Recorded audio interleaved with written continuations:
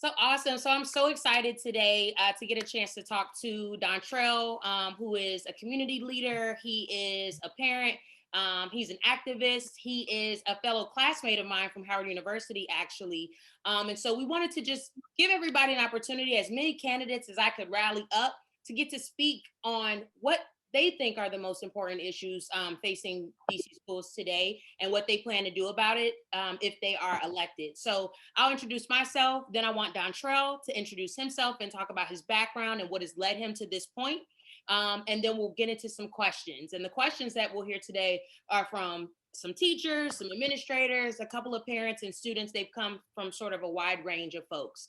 So I'm Kendall Isadore. I am an educator living in DC. I've been in DC for the last 14 years, came here to attend Howard University and studied biology and just fell in love with the city and never left.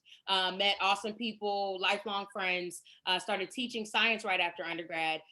Later went to teach music because I'm also a musician. And I became a vice principal for a little while, missed the classroom, went right back into the classroom after about 3 years and studied education policy at George Washington University. And so all of that has led me to this point where I find that 2020, all the elections are important, but this is one of the most important, I think, in our lifetime, but not just from a national level, also from our local level. So I'm introducing you all to Dontrell Smith.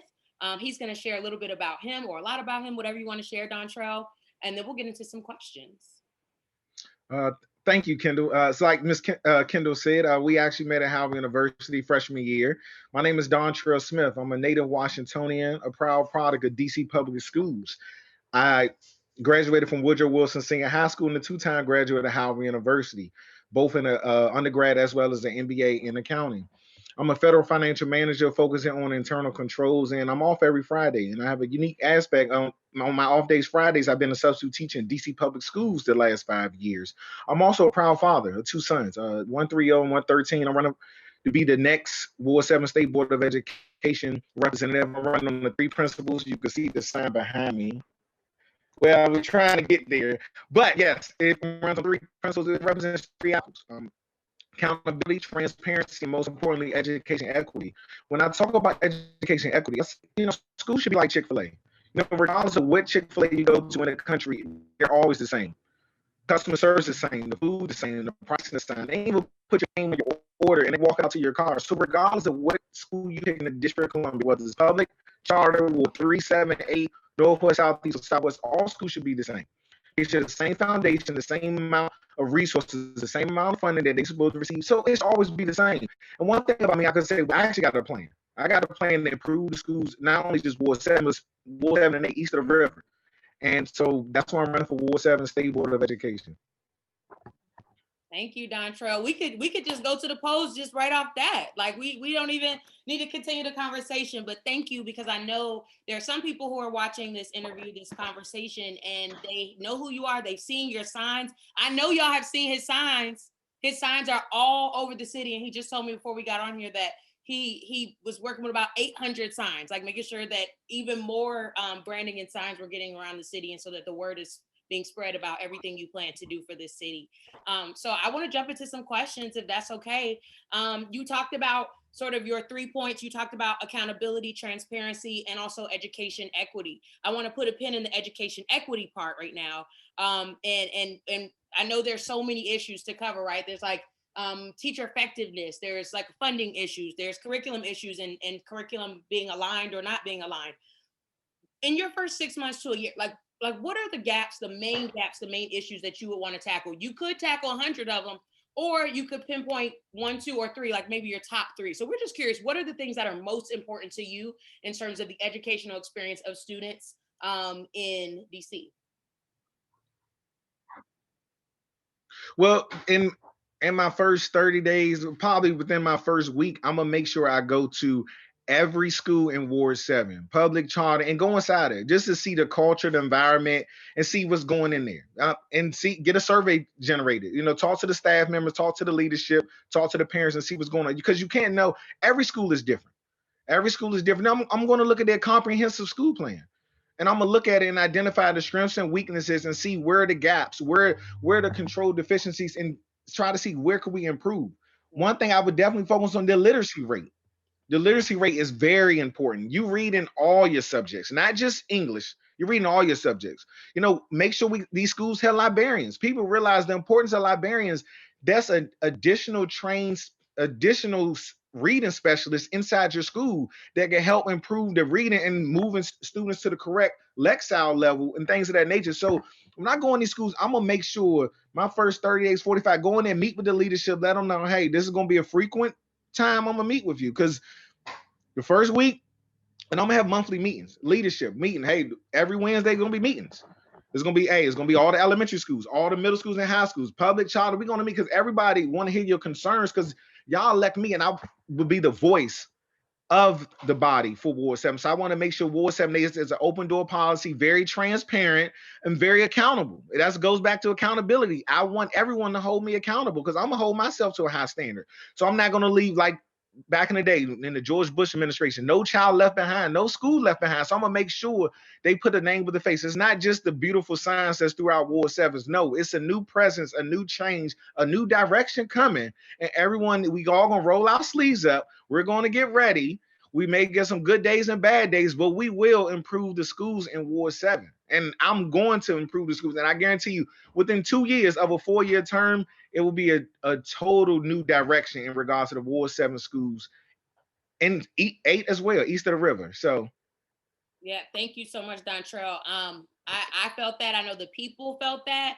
And I know there's so many things to tackle. And so we appreciate the time frame that you gave us. We appreciate that you told us, like, not only am I going to do all these things, but I'm going to do these things within 30 days. These are the things that I'm going to do within the first 2 years, so that we're not this time 4 years from now still waiting for someone to come and to really give the schools the support that they need. So I love it. My next question is around, you talked about public schools and charter schools. And I know there's so many thoughts, so many opinions about public versus charter. And now there are so many charters in DC, right, versus public, that public schools really have low enrollment at this point. So here's my question. What are your thoughts about charter versus public and like just school choice? Should parents, regardless of whether the public schools are low enrolled and that means that charters are full and publics aren't, what are your thoughts around school choice and equity around school choice? you said school choice? Yeah. And I could be honest, not every public school is good, not every public school is bad, not every charter school is good, not every charter school is bad. I know you probably working at KIPP, you should know KIPP, you get a different experience at different campuses. So in regards to pro-choice, it's about making sure whatever school a parent decides to send their child to, that the school provides the quality education to help them to succeed. Every school is different. One thing about accountability, I will ensure that work with public and charter schools, because you're still educating our youth in Ward 7. That's the most important thing.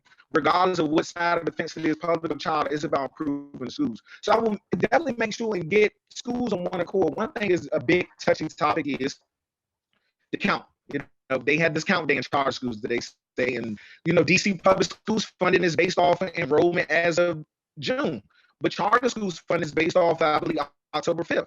So to get everyone on one accord, everyone needs to be on the same counting system. Either the whole city gonna be on October 5th, or the whole city gonna be based off of June. And also make sure that each school receives the appropriate amount of funding. So therefore, just like if you transfer schools or transfer anything, they send your records or whatnot, schools, the funding for that child should follow the child, just like the grades. So if my child is in a public school, because by rule, a public school has to accept the child in the neighborhood because that's their choice. Up until this point, you've talked a lot about how schools should look, you being accountable and us being able to hold you accountable, and also you holding yourself to a high standard and a high bar. All of those things, have to do with schools, but see, now we're facing like a global issue, right? So in addition to the inequities that were already present, right? Everything you and I probably knew, but maybe it's more so being brought to light now. Now you sprinkle a little COVID on it, right? And so now you have an issue where you've got teachers unions trying to fight on behalf of teachers, saying, because the city's saying teachers have to go back into the schools and it doesn't matter, we've got to reopen, or we've got to reopen for elementary and not high school. What are your thoughts about us reopening schools, and how soon should we? Is it a good idea to? Is it not? Is it a good idea to reopen with certain parameters in place? What are your thoughts? And I know you're a parent too. And that's a good thing. Very, COVID's a very touchy topic. One thing that surprises me, Mayor Muriel Bowser, she's a parent, she's a mother, and she wouldn't want to send her child back into these certain situations. Listen, this is a pandemic. I've been at home working remotely since March. If we're not sending adults back to work, we should not be playing Russian roulette with child lives like that. We don't have a vaccine. We don't have any parameters. DC doesn't even have busing. So we could put as many steps in place in the District of Columbia inside the schools. But we got to catch public transportation to get to school. So students may contract the virus on their way to school that people never really thought about. So when you look at that area, how could they properly social distance? My son middle school has 1,500 students. It's no way they could social distance properly the way. But we should not rush it. I think we took a huge risk bailing the businesses out economically over the summer, would delay the students going back to school on time. We didn't want to pay this unemployment that we had to pay a lot of people, so we bailed the businesses out and then sacrificed our kids going back to school on time. Granted, you can't take away in-person learning. Everyone loves it, but we also, everyone's health and safety is most importantly. I'm a substitute teacher. I've been in the schools. Not every DC public schools has the right heat and HVAC system inside. It don't have soap in the bathroom. It doesn't have opening windows. So it's a lot of things that I seen as a substitute teacher. They don't have the right equipment for the schools. Some of these schools are going through modernization that need those schools to be rebuilt. But then we look at it, how could students be back and how could they, granted, it's, we got to make sure that we got to make the best choice. We got to have the right people. We say stakeholders at the table, parents, teachers, leadership, because no one wants to go back. DC government is still working virtually. The DMV only taking appointments, but yet we want to open up the school system, send these schools back. No. So I don't agree with opening up the schools and letting the students returning. Not to us is safe and we have this pandemic control. We just looked at Chicago and Boston. I think they're one of the two largest school districts in the country. They took the risk, reopened, and now they're closing again. So that should be a message to us like, hello, wake up. If they couldn't get it, we shouldn't do it. But we should definitely send no child should not be going back. I think, granted, in March, the whole country wasn't ready to learn virtual because it hit us abruptly. But I think we're getting it slowly, getting it back. One thing I would push, DC has 4 reserve funds. This is the accounting coming out of me. 4 reserve funds. They have an actual $1.43 billion in their reserve fund. And in that reserve fund, that's what we should use for rainy days, like your regular savings account. We have 4 reserve funds: of emergency cash reserve fund, a contingency cash reserve fund, which is required by Congress, a fiscal stabilization reserve fund, and a cash flow reserve fund. So this huge equity digital gap that we have, this is time for us to tap into those funds and use it. Once the mayor declared DC a state of emergency, that means we're able to use the reserve fund for rainy days and times like this. If we need 50 million or 100 million to fix the digital divide and give free Wi-Fi in apartment buildings or whatnot, we may need to do that. But it goes back to, you got to know the steps, and that's what we could push. We don't need to wait for X, Y, and Z. Like I said, we have $1.43 billion for reserve fund, but we're arguing about 22 million because it's a digital divide in these schools. So it's things like that we need to put in place. So, and that's a great time that it goes to the funding source and it goes back to what we need. And we're at this rainy day, but no school should not reopen as of right now. Thank you so much, Dontrell. I know as a teacher myself, I'm not ready to go back. And I love my kids. I live for for educating my kids. I'm teaching music virtually on the piano and we're doing it and we're making it happen. But it also is teaching us that we can do this digital thing well. You're right. In March, it was a little rocky. I'll admit it. It was a little rocky, but it's not impossible and it's a life or death situation. And I think you put it beautifully. You touched on stakeholders. You touched on what are the key, I guess the keys that you need to turn in order to open certain doors and access funds and things like that. So we talked about that. I do want to take a different turn now. So we talked about school choice. We talked about budgets a little bit. I'm curious about teachers now. So I'm actually curious about, you know, the impact system, right, of teacher evaluation, right? So there's, you know, we could, again, there are so many things we could talk about, but now I want to talk about impact, right? What are your thoughts on the impact evaluation system, which also plays into this conversation around standardized testing and there being an issue of like, oh, now there's COVID, so should we have standardized testing? But really, my question is around the evaluation system. Do we have a good evaluation system that we're using right now? We have a lot of teachers who've earned bonuses, a lot of teachers who've been fired. What are your thoughts about this evaluation system, if any?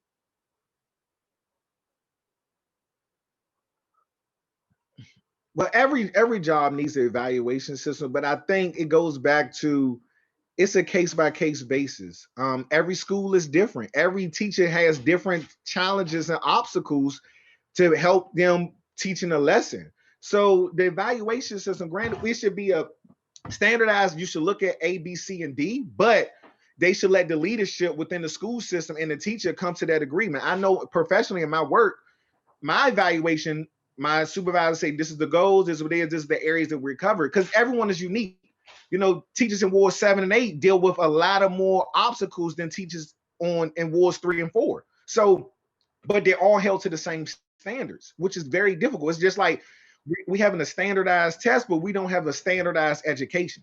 But you want to give a standardized evaluation. The impact system it's like the star rating. It puts so much emphasis on the testing of the academic success of a standardized test when everybody has different factors. I know when students do the part, you know, every school connections may be issues. They may drop out of the lesson and you never know, or you don't know what barriers they may had to overcome before taking that test. But you put so much emphasis on that, but it puts the burden on the teachers. But they should, the evaluations should focus on, you know, how well they teach curriculum, teach a lesson, their lesson plans, their students' progression, looking at the beginning of the year, at the end of the year, see their track record, how they progress. Did they meet how do their reading level, things of that nature. So it needs to be more driven by the school and not by central office, because central office can make these standardized guidelines, but no, let the principal, let the leadership, they sit down, okay, we know this, because certain schools got at-risk students, they got homeless students, students on IEPs. It's a whole different barrier that they got, but they got this huge standard, and it's like you say, they're losing their job, and you never know when they come and get their evaluation. You don't know what type of classroom environment that their students may have that one day. They had a rough day, and you may evaluate them that one time, and now that impacts the teacher, but it's adversity. And also with the impact evaluation, they should let specialized educators do the evaluation in certain subjects. So I can't be an accountant coming in giving you your music evaluation. I don't know, I don't know that area. So I shouldn't be holding my